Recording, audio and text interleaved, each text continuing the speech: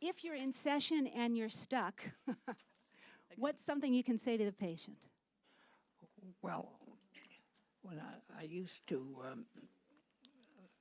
supervise psychiatric residents, we had a one-way screen. We had something called the bug in the ear. And so I was able to actually guide the therapist right through a session.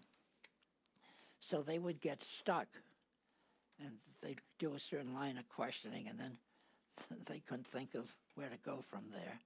And what worked all the time was I tell them, now summarize, and then ask the patient what he thinks of your summary. And once the therapist was able to summarize, it gave him a little more perspective. It also gave him a chance to think through where he was going to go from there. And then he'd get the patient's response. And between the summary and the patient's response to the summary, it gave them kind of a jumping off point to carry on from there. And so...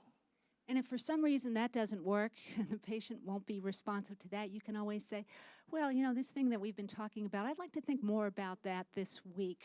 I'm going to write it down in my notes so we can get back to it next week. Meanwhile, is it okay if we talk about blank? And you have to know that everybody gets stuck from time to time. Yeah. And it's a good time to summarize, which is always very good. It's the first thing you try. Summarize and then get feedback on the summary.